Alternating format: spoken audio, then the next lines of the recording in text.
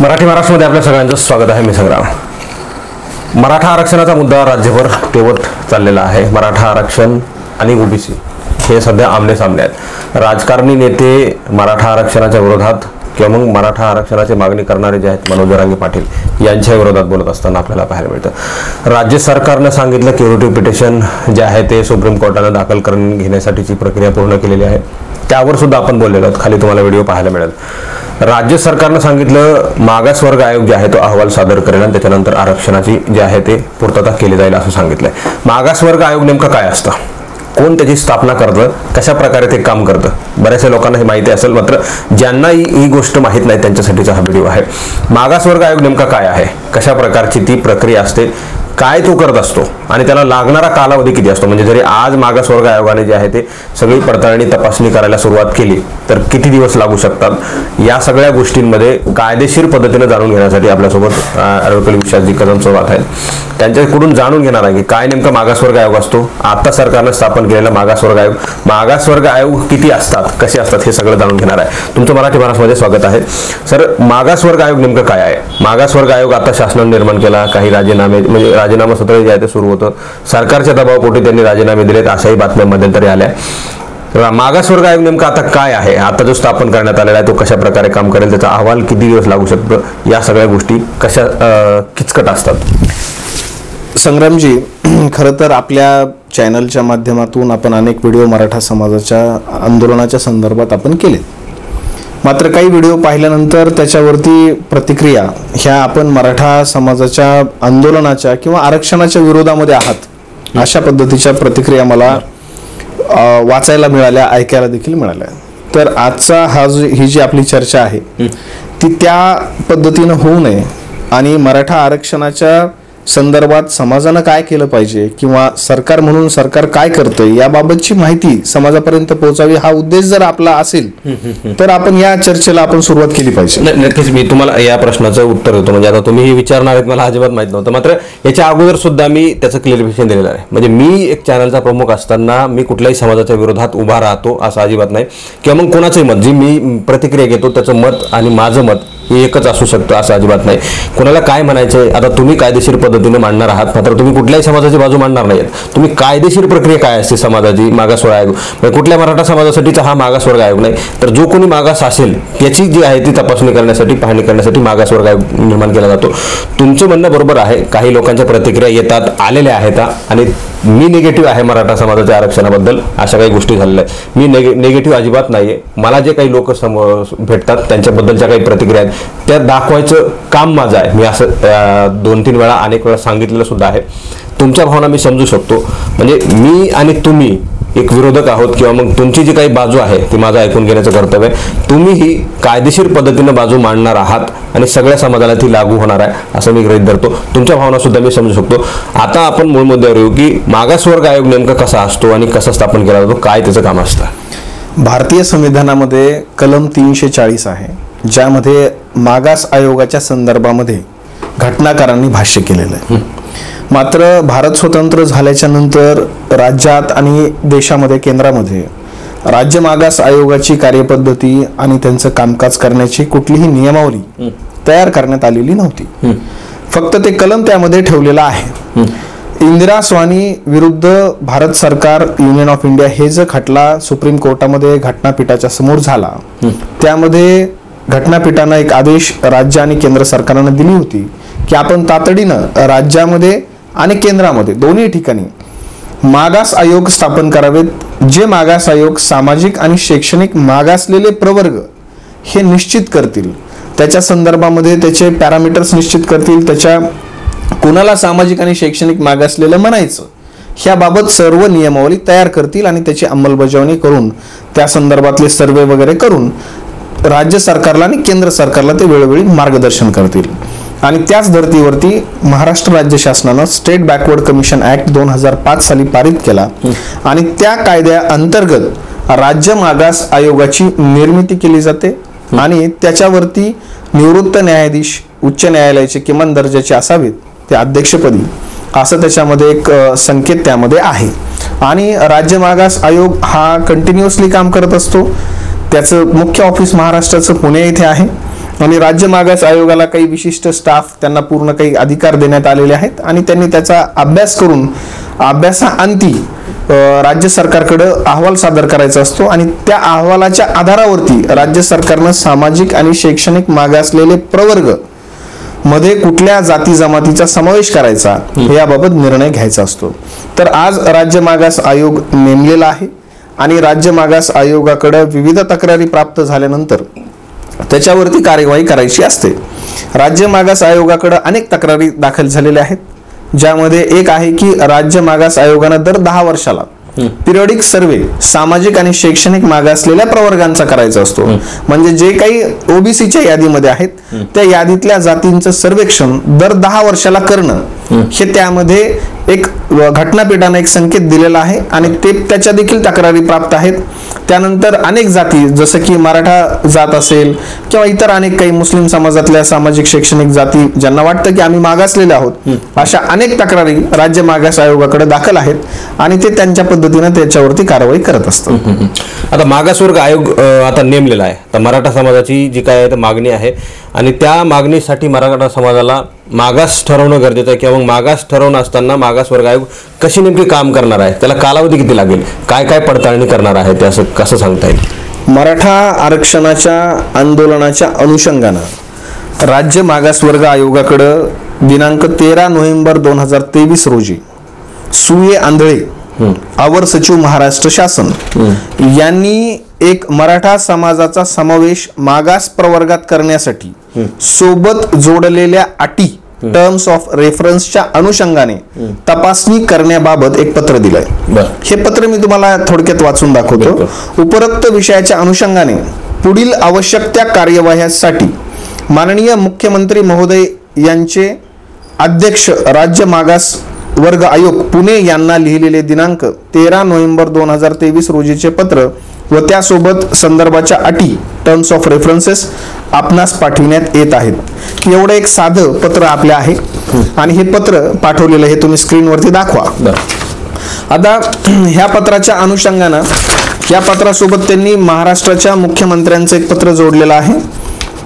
ते पत्र आहे to the chairman Maharashtra state commissions for backward classes new administrative building 3rd floor in front of council hall Pune.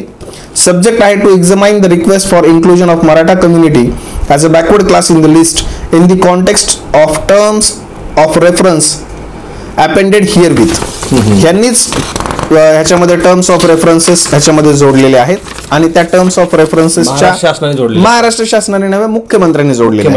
हे तुम्ही हे सगळं जे आहे ते तुम्ही तुमच्या स्क्रीनवरती दाखवा. याच्यामध्ये कुठले कुठले टर्म्स ऑफ रेफरन्सेस जोडलेले आहेत ते थोडक्यात सांगा ना, मराठीत सांगाल की कोणते कोणते ते त्याच्यामध्ये निकष आहेत, टर्म्स अँड कंडिशन जे आहेत ते निकष थोडेसे 2-4 जे आहेत ते जोडलेले ते महत्त्वाचे आहेत. त्याच्यावर काम करणार आहे मागासवर्ग आयोग, हे थोडक्यात सांगाल. ह्याच्यामध्ये to determine the criteria and parameters to adopted in asserting the social and educational and economic backwardness for the benefit of reservation in present context वगैरे वगैरे असं याच्यामध्ये खूप मोठं हे 3-4 पानाचं आहे. जर वाचायला गेलं तर खूप वेळ लागेल. आपण स्क्रीनवरती थोडंसं 2-4 शब्दांमध्ये सांगा की हे याच्यामध्ये यांनी सांगितलेलं की जयश्री लक्ष्मण पाटील विरुद्ध महाराष्ट्र शासन हे जर खटला झालेला होता त्या अनुषंगानं तुम्ही परत अजून सर्वे करा, क्वांटिफायबल डेटा तुम्ही अजून कलेक्ट करा आणि त्या संदर्भानं हा आयोगाकडे विनंती राज्य सरकारनं केलेली आहे.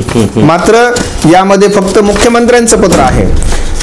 आता राज्य मागास आयोगानं जे काम करायचं असतं ते काम हे घटनेच्या चौकटीत बसून काम करायचं असतं. म्हणजे मुख्यमंत्र्यांपेक्षा आणखी कोणी आदेश दिले पाहिजेत मागासवर्ग आयोगाला? मुख्यमंत्र्यांपेक्षा कोणी आदेश दिले पाहिजे यापेक्षाही महत्वाचं हे आहे की राज्य मागासवर्ग आयोगानं कसं काम करायचं ह्याबाबत स्वतःची मेथोडॉलॉजी ही मागासवर्ग आयोगाची मेथोडॉलॉजी ही राज्य मागासवर्ग आयोगानंच ठरवली पाहिजे.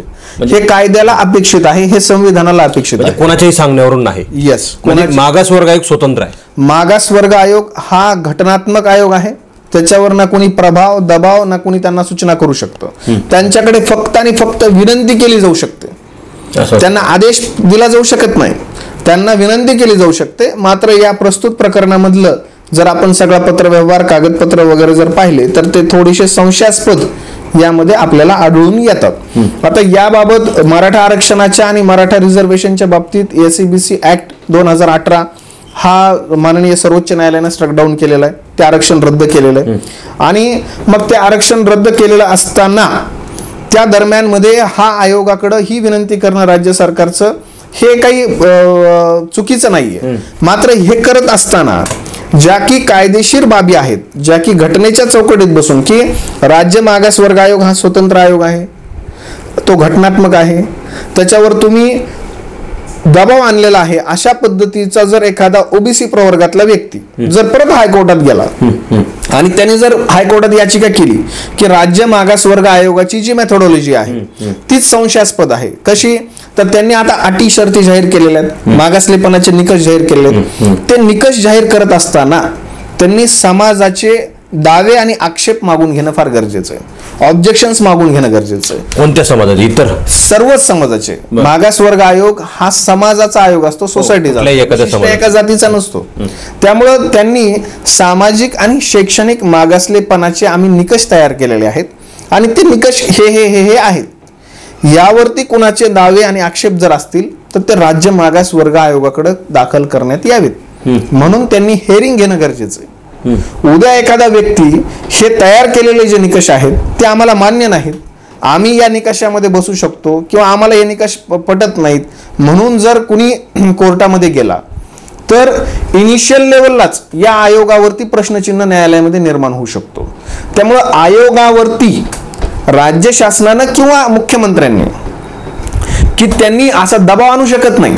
आणि हा जो प्रकार चालू आहे हा मला असं वाटतं की हा ठरवून चालू आहे, कारण एवढं उघडपणे म्हणजे मराठा समाजाला आनंदाची गोष्ट आहे ही. खरं तर हे सेलिब्रेशन करण्यासारखी गोष्ट आहे की मुख्यमंत्री साहेब एवढ्या प्रखरपणे दबाव आणून किंवा एवढ्या सुस्पष्ट भाषेमध्ये आयोगाला डायरेक्ट सूचना देत आहेत. मात्र याचं गांभीर्य मराठा समाजातल्या तज्ज्ञ लोकांना असलं पाहिजे की अशा पद्धतीची जर मेथोडॉलॉजी जर राज्य मागासवर्ग आयोगानं जर अडॉप्ट केली तर त्या मेथोडॉलॉजीनं तयार झालेला अहवाल हा उद्या न्यायालयात टिकेल का? म्हणजे जसं तुम्ही आता अगोदर सांगितलं की मागासवर्ग आयोगाला ज्यांनी हे जे काही निकष लावलेले आहेत, ह्या अटी शर्ती लावलेल्या आहेत, याच्यावर आक्षेप मागून घेणं गरजेचं आहे आणि ते पक्क करणं गरजेचं आहे अगोदर, आणि नंतर मागासवर्ग आयोगाचा अहवाल तपासून किंवा शासनाकडे सादर करणं गरजेचं आहे. अहवाल सादर करण्या अगोदर म्हणजे माहिती घेण्या अगोदर, निकष जारी करण्या अगोदर जर अहवाल सादर करून शासनाकडे दाखल केला आणि त्याच्या विरोधात जर कोणी कोर्टामध्ये गेलं तर ते सगळं पाण्यात जाईल असं म्हणायचं आहे. मला काय म्हणायचं जरा असं व्यवस्थित समजून घ्या की राज्य मागास आयोगाचं काम आहे की मागासलेपणाचे निकष निश्चित करणं.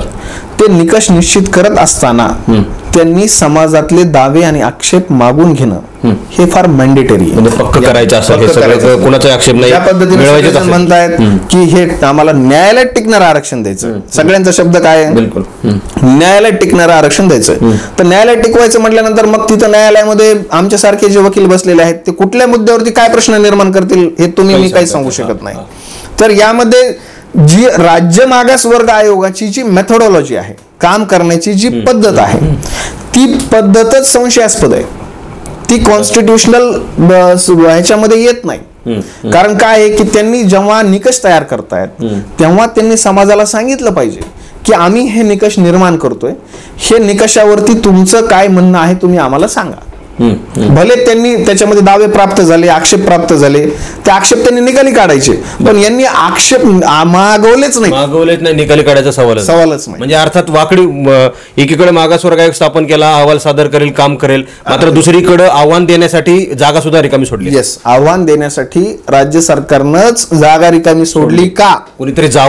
कुणीतरी जावंच किंवा कुणाला तरी परत न्यायालयात जाण्याचा दरवाजा उघडा ठेवलाय का? संधी या ठिकाणी मला ठेवल्यासारखी दिसते.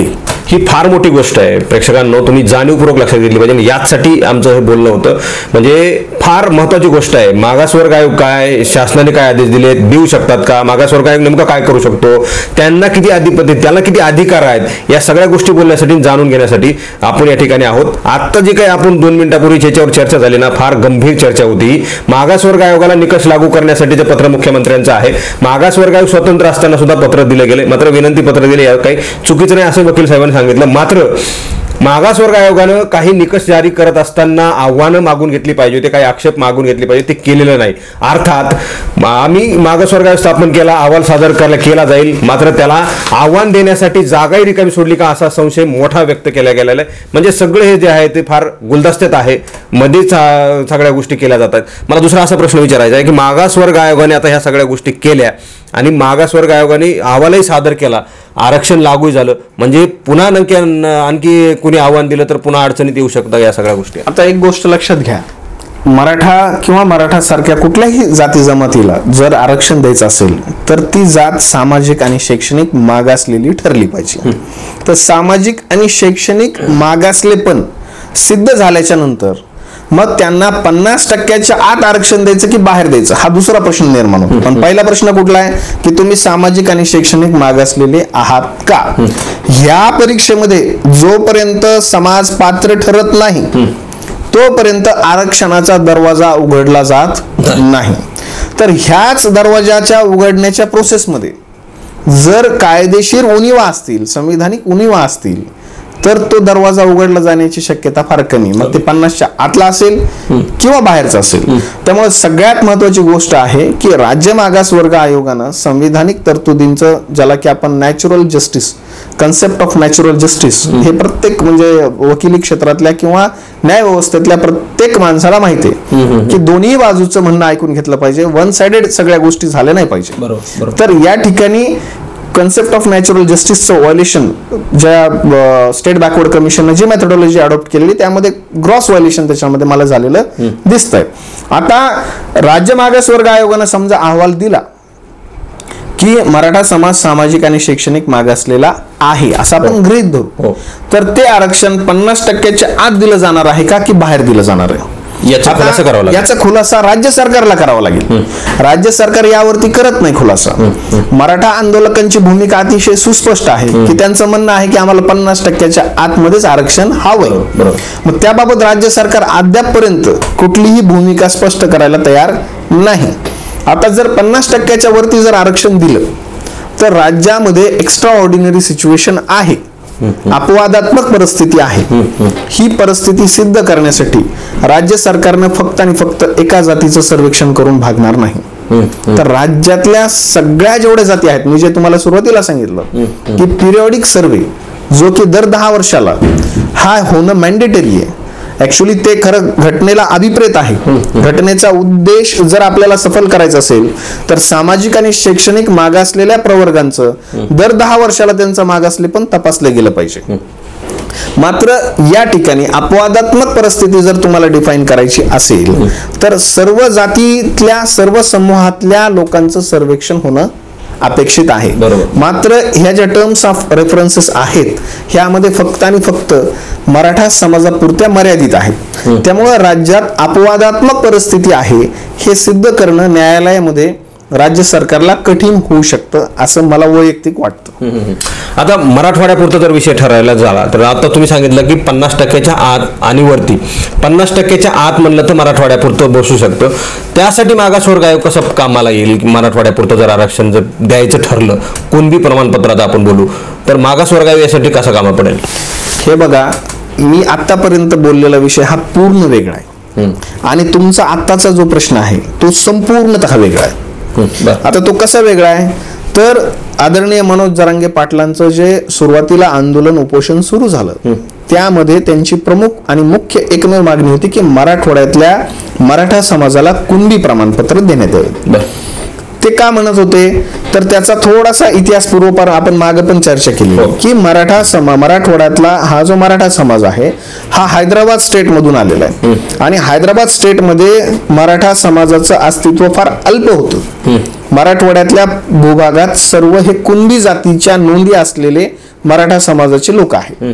आमच्या ज्या सगळ्यांच्या नोंदी आहेत इन्क्लुडिंग मी, आमच्या वडिलांच्या खापर पंजोबांच्या सगळ्या नोंदी ह्या कुणबी जातीच्या आहेत. मात्र भारत स्वतंत्र झाल्याच्या नंतर आम्ही जेव्हा महाराष्ट्रामध्ये आमचं विलिनीकरण झालं तेव्हा त्या ठिकाणी आमचे मूलभूत अधिकारांचं संरक्षण केलं गेलं नाही. म्हणजे आम्ही एका दिवसामध्ये ओपन कॅटेगरीमध्ये टाकलो गेलो. तर त्या धर्तीवरती मराठवाड्यातल्या लोकांचं मागासलेपण आणि सगळ्या नोंदींचं जर अवलोकन केलं असता आम्ही सगळे ओबीसीला इलिजिबल आहोत, कारण आमच्या नोंदी पण कुणबी आहेत. आणि मराठवाड्यातले लोकांनी कधीही, म्हणजे काही लोक काय म्हणतात की मी काही ओबीसी नेतृत्वांची मी भाषणं ऐकली की यांनी पेशवाईमध्ये आमच्यावर अन्याय अत्याचार केला किंवा काय काय. तर मराठवाड्यामध्ये पेशवाई नव्हतीच वास्तविकता. तुम्ही जर मराठवाड्याचा इतिहास पाहिला तर आम्ही उलट गुलामीत होतो. आम्हाला निजामाने आमच्यावर राज्य केलेलं आहे. आमचं आयुष्य सगळं, आमच्या पूर्वजांचं आयुष्य सगळं गुलामीत गेलेलं आहे. आम्ही कधीही सत्ताधारी इथं मराठवाड्यातली लोक नव्हतो. जर तुम्ही इतिहासाचं थोडं अवलोकन केलं तर लक्षात येईल. हा फार वेगळा चर्चेचा विषय, पण मराठवाड्यातल्या लोकांचा विषय, मराठवाड्यातल्या समूहाचा जो विषय आहे तो वेगळा आहे.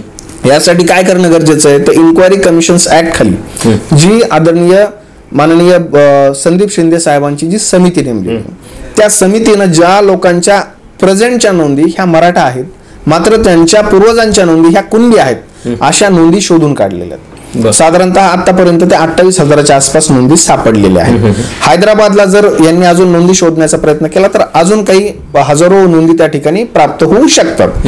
मग या नोंदींचा आधार घेऊन ह्या नोंदी रेफरन्स म्हणून स्टेट बॅकवर्ड कमिशनला देणं गरजेचं की या नोंदी तपासा. कुणी तपासल्या पाहिजेत? राज्य मागास आयोगानं तपासल्या पाहिजेत. आणि त्या तपासून राज्य मागास वर्ग आयोगानं स्वतंत्र मराठवाड्याच्या हद्दीपुरता एक विशेष सर्वेक्षण याच्यामध्ये करणं गरजेचं आहे. आणि राज्य मागास वर्ग आयोगानं जाहीर करणं गरजेचं आहे की मराठवाड्यातला मराठा समाज हा कुणबी आहे आणि तो सामाजिक आणि शैक्षणिक मागासलेला पण आहे. मग त्यानंतर राज्य सरकार मराठवाड्यातल्या मराठा समाजाला स्वतंत्र आरक्षण देऊ शकतं. त्याच्यासाठी वेगळा कायदा काही करायची गरज नाही, भाग असं काय आहे? नाही, वेगळा कायदा नाही, त्याला प्रोसेस 50%च्या आत आणि बाहेरचं आपण म्हणतो की बाहेर वाढल्यानंतर वेगळा कायदा करावा लागेल 50%च्या वर, म्हणजे मराठवाड्यापुरतं करायची गरज नाही असं म्हणता येईल का? मराठवाड्यामधल्या सगळ्या मराठा समाजाच्या नोंदी या कुणबी आहेत आणि कुणबी जातीचा समावेश ऑलरेडी ओबीसीच्या लिस्टमध्ये आहे. त्यामुळं याला कायदा करण्याची बिलकुल गरज पडणार नाही. याला फक्त आणि फक्त स्टेट बॅकवर्ड कमिशननं राज्य सरकारला रिकमेंडेशन करणं गरजेचं आहे की या ज्या नोंदी सापडलेल्या आहेत ह्या सगळ्या बरोबर आहेत आणि ह्या सगळ्या तपासून पाहिलेल्या आहेत आणि या तपासून पाहणं गरजेचं आहे. पहिल्यांदा ह्या जर तपासून राज्य मागास वर्ग आयोगानं पाहिल्या तर त्या 1,00,000% खऱ्या नोंदी आहेत. त्यामध्ये कुठलंही हे नाही, कारण ह्या नोंदी सगळ्या निजामकालीन सगळ्या नोंदी आहेत आणि त्यावरती ओबीसी नेत्यांनी देखील कुठलाही आक्षेप नोंदवलेला नव्हता. हे फार विशेष आहे की आदरणीय भुजबळ साहेब आज म्हणतात की आम्ही निजामकालीन नोंदी असणाऱ्यांना आमचं द्यायला हरकत नाही. मराठवाड्यातल्या सगळ्या लोकांच्या निजामकालीन नोंदी आहेत. आज खरं तर भुजबळ साहेबांची जबाबदारी आहे की हा जो मराठा समाज ज्यांच्या नोंदी कुणबी आहेत त्या कुणबी नोंदी शोधण्यासाठी भुजबळांनी आंदोलन करायला पाहिजे होतं. मात्र इथं दुर्दैव असं आहे की इथं खरं तर ते ओबीसी नेते म्हणून घेतात, तर ओबीसी नेतृत्वानं पुढे यायला पाहिजे होतं.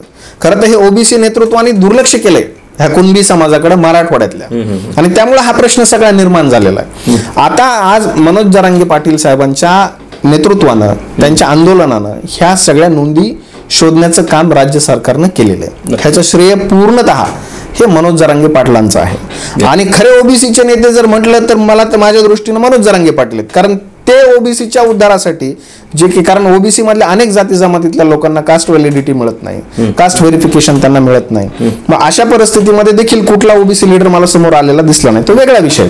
तर मूळ मुद्द्यावरती येऊया आपण की मराठवाड्यातल्या मराठा समाजाला जर आपल्याला आरक्षण द्यायचं असेल तर एक वेगळी मेथोडॉलॉजी त्यासाठी अडॉप्ट केली पाहिजे.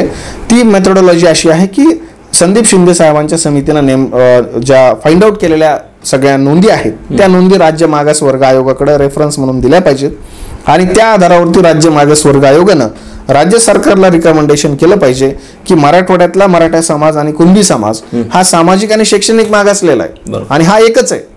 आणि त्यानंतर राज्य सरकारनं त्याचं डिक्लेरेशन करणे आणि ऑटोमॅटिकली मग मराठवाड्यातल्या जेवढे मराठा समाज असतील किंवा कुणबी नोंदी असतील तर ते ओबीसी मध्ये इन्क्लूड होतील. नक्कीच.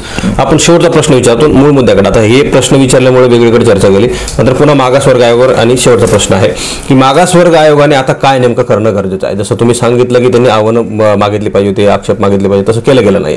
म्हणजे फक्त मागासवर्ग आयोग कुठंतरी स्थापन केलाय बुवा आणि मागासवर्ग आयोग स्थापन केला, त्याचा अहवाल येईल, 5-6 महिने आणखी जातील आणि कसं काय, म्हणजे नेमकं या सगळ्या गोष्टी का केल्या जात आहेत, कसं म्हणू शकतो आपण याला? आता हा जो प्रश्न आहे या प्रश्नाचं उत्तर वकील म्हणून द्यायचं म्हटलं तर थोडंसं ते कायदेशीर पेच आपल्याला दिसू शकतोय. मात्र मराठा आरक्षणाचा पेच हा काही कायदेशीर पेच नाही, घटनात्मक पेच नाही. हा सोडवायचा जर म्हटलं तर राज्य सरकार खूप सहजतेनं म्हणजे सुलभतेनं सोडू शकतं. मात्र या पेचातून त्यांना राजकीय त्यांचं अस्तित्व निर्माण करण्याच्या संदर्भात अनेक लोक संधी शोधतात. यामध्ये ज्या पद्धतीनं ओबीसी नेतृत्व त्यांचं हरवलेलं नेतृत्व शोधण्याचा प्रयत्न करतात, त्याच पद्धतीनं मराठा समाजातल्या काही नेतृत्वांना असं वाटतं की या आंदोलनातून आपल्याला संधी निर्माण होऊ शकते. त्यामुळे सगळेजण प्रत्येक जण यामध्ये संधी शोधायच्या प्रयत्नात आहेत. आता राज्य मागास आयोगानं काय काम केलं पाहिजे हे आपण त्यांना सुचवू शकत नाही. राज्य मागास वर्ग आयोगानं एक संविधानाच्या चौकटीत राहून काम केलं पाहिजे ना. त्यांच्यासाठी कोणी म्हणजे कायद्यासमोर सर्व समान, सगळ्यांसाठी कायदा समान आहे हे तत्व त्याच्यामध्ये लागू केलं पाहिजे. आणि दुसरं तत्व काय लागू केलं पाहिजे तर बाबा आपल्या संविधानात किंवा आपल्या सगळ्या ज्युरिस्प्रुडन्स मध्ये असं म्हटलेलं की 100 आरोपी निर्दोष सुटले तरी चालतील, पण एका निर्दोष व्यक्तीला शिक्षा होता कामा नये. तर त्या पद्धतीनं 100 बोगस लोक जरी ओबीसीच्या यादीत आले तरी चालेल, पण एक पात्र माणूस त्याच्यापासून वंचित राहता कामा नये. हे तत्व का नाही राज्य मागासवर्ग आयोग किंवा राज्य सरकार इथं अंमलात आणत? आज मराठवाड्यातल्या मराठा समाजाच्या कुणबीच्या नोंदी हजारोनं सापडलेल्या आहेत. आणि जर तुम्ही सगळा इतिहास उघडून पाहिला आणि सगळे जर ऐतिहासिक दस्तावेज जर उघडून पाहिले तर त्यामध्ये मराठा समाजाच्या कुणबी नोंदी तुम्हाला सगळ्यांना आढळून येतील. मग आता या सगळ्या राजकीय पेच प्रसंगामध्ये कायदेशीर पेच प्रसंग निर्माण करून ठेवलाय असं दाखवत असताना खरं तर हा राजकीय प्रसंग आहे, पेच आहे. तर आता राजकीय पेच कसा आहे तर ओबीसी आणि मराठा हा जर वाद लागला तर यामध्ये फायदा होतो कोणाचा तर एका विशिष्ट पक्षाचा, एका विशिष्ट विचारधारेचा. तर ओबीसींनी पण आणि मराठा समाजाने पण एक गोष्ट या ठिकाणी लक्षात घेतली पाहिजे. मी मेडिकल कॉलेजचं प्रॉस्पेक्टस तुम्ही येण्यापूर्वी मी प्रिंट आउट काढून ठेवलेत, काही बऱ्याचशा 11 कॉलेजेसचे मी प्रिंट आउट काढले. माझ्याकडे सगळ्या महाराष्ट्रातल्या मेडिकल कॉलेजेसचे प्रॉस्पेक्टस आहेत. यामध्ये जर तुम्ही ओबीसी प्रवर्गाची आणि ईडब्ल्यूएस प्रवर्गाची जर फीस पाहिली तर केजी सोमय्या मेडिकल कॉलेजची प्रति वर्षाची फीस आहे ओबीसी प्रवर्गाला 6,25,930 रुपये. हे तुम्ही तुमच्या स्क्रीनवर दाखवा. त्यानंतर ईडब्ल्यूएस प्रवर्गाला फीस आहे 6,25,930 रुपये. तेरणा मेडिकल कॉलेजला आहे 9,12,000. ईडब्ल्यूएस ला तिथं आहे 8,76,000. त्याच्यानंतर वसंतराव पवार मेडिकल कॉलेज आहे तिथं आहे 5,41,000 ओबीसीला आणि ईडब्ल्यूएस ला आहे 4,94,000. तर सांगायचं तात्पर्य हे आहे की ओबीसींच्या फीस ह्या इतक्या झालेल्या आहेत की त्यांच्या नॉन क्रिमिनल पेक्षाही वरती गेलेल्या आहेत काही काही कॉलेजेसमध्ये. आणि याकडे ना ओबीसी नेतृत्व पाहतंय ना याच्याकडे कुठलाही सामाजिक किंवा राजकीय काम करणारा कुठलाही व्यक्ती याच्याबद्दल बोलतोय. मग ह्यामुळे काय झालं की मराठा आणि ओबीसी ध्रुवीकरण मोठ्या प्रमाणावरती होतंय. ओबीसींना त्यांच्या निघून गेलेल्या स्कॉलरशिप, त्यांचं निघून गेलेलं आरक्षण, आज डीम्ड युनिव्हर्सिटीमध्ये आरक्षण नाही, त्याच्याबाबत कुणाचंही लक्ष नाही, त्याच्यावरती कोणीही बोलत नाही ओबीसी नेतृत्वातून. आणि त्यांना सांगितलं जातं की मराठा समाज आपल्यात आला तर आहे ते पण संपून जाईल. ऑलरेडी ओबीसीचं संपून गेलेलं आहे. त्यामुळे या सगळ्या प्रक्रियेमध्ये जर नुकसान कोणाचं होणार आहे, मराठा समाज ज्या कायदेशीर मार्गाने तर ओबीसी मध्ये मराठवाड्यातला येणारच आहे, त्याला कुणीही अडवू शकत नाही. मात्र या ठिकाणी नुकसान होतंय ओबीसींचं, कारण या जाती जमातींचं जागृती आणि प्रबोधन करायला नेतृत्वच नाही. की आपल्या नोकऱ्या काढून घेतल्यात, खाजगीकरण करून टाकलंय, आपलं शिक्षणाचं सगळं महाग करून टाकलंय, स्कॉलरशिप बंद केलेल्या आहेत. त्यानंतर अशा पद्धतीचं वातावरण तयार केलं जातं की हे जर मराठा समाज जर ओबीसीत आला तर आपल्या राजकीय भविष्याचं काय, आपलं राजकीय आयुष्य संपेल. आता मी माझा बीड जिल्ह्यापुरता मर्यादित अभ्यास आहे. बीड जिल्ह्यात जर तुम्ही पाहिलं तर बीड नगरपालिका, अंबाजोगाई नगरपालिका, परळी नगरपालिका, आष्टी असेल, माजलगाव असेल, ह्या खुल्या प्रवर्गासाठी आरक्षित आहेत. मात्र या ठिकाणी नगराध्यक्ष कोण होतात तुम्ही पहा. बीडमध्ये क्षीरसागर, अंबाजोगाईमध्ये पापा मोदी साहेब, परळीमध्ये देखील ओबीसीचे नगराध्यक्ष असतात, माजलगावमध्ये पण होतात. आता आष्टीमध्ये देखील ओबीसीचे नगराध्यक्ष मुस्लिम समाजाचे आमचे बांधवच आहेत, ते तिथं त्या ठिकाणी झाले. त्यामुळे खुल्या प्रवर्गातला जागा जरी सुटली तरी ओबीसीचा नेता तिथं निवडून देण्याची क्षमता मराठा समाजात आहे मराठवाड्यातल्या. आज तुम्ही बीड जिल्ह्याचे खासदार जर पाहिले, सगळा इतिहास काढून पाहिला तर स्वर्गीय गोपीनाथ मुंडे असतील, केशरबाई क्षीरसागर ताई असतील, अधिक काळ यांनी सगळ्यांनी बीड, कारण हे मराठा समाजानेच यांना निवडून दिलेलं आहे. त्यामुळे कुणी मराठवाड्यामध्ये जातीवाद पेरण्यासाठी बाहेरून काही लोक इथे येतात. मात्र मराठवाडा तेवढा प्रगल्भ आहे, कारण आम्ही मराठा समाज इथं पुढारलेलं समजतच नाही. आम्ही पण यांच्या सोबतच आहे म्हणूनच आम्ही यांना निवडून देतोय ना, हे लक्षात घ्या. तर ही जे सामाजिक ध्रुवीकरण करून महाराष्ट्रामध्ये एक नवीन सत्ता समीकरण निर्माण करण्याचा जो प्रयत्न आहे तो मराठा आरक्षणाच्या माध्यमातून आहे आणि हा सरकार पुरस्कृत आहे. कारण तुम्ही पाहिलं तर राज्य मागासवर्ग आयोगाला अशी संधी ठेवली की त्याला परत जाऊन न्यायालयामध्ये जाऊन कोणीतरी चॅलेंज करेल. आणि सोप्या सोप्या गोष्टी ह्या कळत नाहीत का यांना, तर यांना कळतात. ह्या न कळणे इतके यांच्याकडे वकील नाही आहेत का, तर यांच्याकडे खूप मोठे कायदेतज्ञ आहेत, खूप मोठे, म्हणजे सामान्य माणसाला सुद्धा मी सांगितलेली गोष्ट कळू शकते. तर हे का केलं जातं, तर मराठा समाजातल्या अज्ञानाचा फायदा घेऊन, मराठा समाजातल्या अज्ञानाचा फायदा घेऊन मराठा समाजाला फसवायचं, ओबीसीच्या सवलती सगळ्या काढून घ्यायच्या आणि एकमेकांच्या विरुद्ध झुंजवत ठेवायचं. ओबीसी विरुद्ध मराठा एकमेकांच्या विरुद्ध झुंजले तर हे जर एकत्रित आले तर हे कुठं बोलतील की शिक्षण मोफत पाहिजे, नोकऱ्या पाहिजे, त्यानंतर आम्हाला सगळ्या सवलती पाहिजे. तर यावरती कोणी बोलू नये, याकरता एकमेकांच्या जातींच्या विरुद्ध यांना झुंजवायचं आणि त्यांची सत्ता टिकवायची, अशा पद्धतीचं मला राजकारण दिसतंय. शेवटचा प्रश्न आहे, 2 मिनिटांमध्ये उत्तर तुम्ही 2 सेकंदात देऊ शकतात की मागासवर्ग आयोग नेमलेला आहे, याला सगळा डेटा गोळा करण्यासाठी महाराष्ट्रात किती वेळ लागू शकतो, किती दिवस? आता किती वेळ लागू शकतो, त्यांनी त्यांच्याकडचं उपलब्ध असलेलं मनुष्यबळ त्यांना उपलब्ध करून दिलेली राज्य सरकारनं साधन सामग्री, ह्याचा त्यांनी जर पुरेपूर उपयोग जर केला तर काही दिवसांमध्ये याच्यामधला डाटा सगळा गोळा केला जाऊ शकतो. तेवढी क्षमता महाराष्ट्रातल्या सर्व कर्मचाऱ्यांमध्ये आहे. आज महाराष्ट्रातल्या सगळ्या कर्मचाऱ्यांसाठी विशेष त्या ठिकाणी GR देखील पारित केलेला आहे. सगळा डाटा गोळा करण्यासाठी पोलीस संरक्षण देखील लागत असेल, कायदा आणि सुव्यवस्थेचा जर प्रश्न निर्माण होत असेल तर पोलीस अधीक्षकांना सूचना देण्यात आलेल्या आहेत की त्या ठिकाणी बंदोबस्त उपलब्ध करून द्यावा. तर राज्य सरकारने ठरवलं तर 8 दिवसामध्ये 10 दिवसामध्ये देखील, कारण तेवढं मनुष्यबळ महाराष्ट्रामध्ये आहे आज उपलब्ध आणि आउटसोर्सिंगने पण हे घेऊ शकतात. त्याच्यामुळे त्याला काही नाही, त्यांनी ज्यांना जेवढ्या दिवसात पाहिजे तेवढ्या दिवसामध्ये त्यांचा डाटा गोळा होऊ शकतो. नक्कीच, धन्यवाद सर. ते विशालजी कदम आणि फार महत्त्वाच्या आणि मोठ्या विषयावर या ठिकाणी चर्चा झालेली आहे. मागासवर्ग आयोग जरी स्वतंत्र असला तरी कायद्याच्या चौकटीत राहून त्यांनी सुद्धा कामं केली पाहिजेत. मागासवर्ग आयोग आता जो नेमलेला आहे त्यांनी कशा प्रकारची आव्हान देण्यासाठीची जागा रिकामी सोडलेली आहे किंवा दरवाजा रिकामा सोडलेला आहे आव्हान देण्यासाठीचा, ही यामध्ये बोललं गेलं. सगळ्यात महत्त्वाची गोष्ट म्हणजे मागासवर्ग आयोग नेमलेला आहे, मागासवर्ग आयोग तो सगळ्या गोष्टी ठरवेल, काय करेल, शासनाकडे अहवालही देईल, मात्र त्याला आव्हान दिल्यानंतर ह्या सगळ्या गोष्टी टिकणार आहेत का, हाही प्रश्न या ठिकाणी आता निर्माण झालेला आहे. सगळ्यात महत्त्वाची गोष्ट म्हणजे या ठिकाणी जे काही कॉलेजची माहिती ती फीची जी काय ती माहिती देण्यात आली, ही आमच्या सामान्य लोकांना माहीतच नाही की आमची फी किती आहे, ओबीसीची किती आहे, EWSची फी किती आहे. या सगळ्या गोष्टी आहेत. ह्या सगळ्या गोष्टी होत असताना इथं वकील साहेबांनी सांगितलं की खरं तर ओबीसीच्या या महागाईसाठी, म्हणजे ज्या काही शिष्यवृत्ती असतील, काही फीज काढून घेतल्या, काही सवलती काढून घेतल्यात ओबीसीच्या, याबद्दल बोललं गेलं पाहिजे. छगन भुजबळांनी याबद्दल मोर्चे आंदोलनं केली पाहिजेत की आमच्या ओबीसीच्या लोकांची हक्काधिकार तुम्ही का काढून घेतलेला आहे, त्यांनी परत बहाल करा, अशा मागण्यासाठी जे आहे ते त्यांनी आंदोलन केली पाहिजेत. मात्र एकीकडे मराठा विरुद्ध ओबीसी वाद झुंजवण्यासाठी या सगळ्या गोष्टी केल्या जातात असं या ठिकाणी सांगण्यात आलेलं आहे. सगळ्यात महत्त्वाची गोष्ट म्हणजे मराठा समाजाचं जे काही आरक्षण आहे ते मराठवाड्यापुरतं होतं, मात्र ते पुढे नेण्यात आलेलं आहे. कायदेशीर पद्धतीनं काल बाळासाहेब सराटे यांनी जे काही ओबीसी आरक्षणाला आव्हान देणारी याचिका दाखल करण्यात आली, त्यांनी सुद्धा सांगितलं की मराठवाड्यापुरतं आरक्षण हे तात्काळ दिलं जाऊ शकतं, मात्र सरसकट आरक्षण शक्य नाही. मात्र सरसकट आरक्षण शक्य नसताना सुद्धा ही मागणी पुढे का रेटली जाते, हाही प्रश्न या ठिकाणी महाराष्ट्रामध्ये उपस्थित निर्माण झालेला आहे. सगळ्यात महत्त्वाची गोष्ट म्हणजे मराठा समाजाला आरक्षण मिळणं गरजेचं आहे. मागासवर्ग आयोगाने या सगळ्या गोष्टी लवकरात लवकर करणं गरजेचं आहे. डेटा जर उपलब्ध करायचा झाला तर शासनाला वाटेल तितक्या दिवसांमध्ये डेटा उपलब्ध केला जाऊ शकतो आणि त्यावर अहवाल देऊन निर्णय सुद्धा दिला जाऊ शकतो, असंही इथे वकील साहेबांनी कायदेशीर पद्धतीने सांगितलेलं आहे. त्यामुळे येणाऱ्या काळामध्ये कशा प्रकारे मागासवर्ग आयोग अहवाल सादर करणे, शासनाने काय नेमकं देऊ केलेलं आहे किंवा मग देऊ इच्छित आहे किंवा मग देणार आहे, या सगळ्या गोष्टी पाहणं गरजेचं आहे. कॅमेरा पर्सनसह मी संग्राम धनवे, मराठी महाराष्ट्र न्यूज, बीड.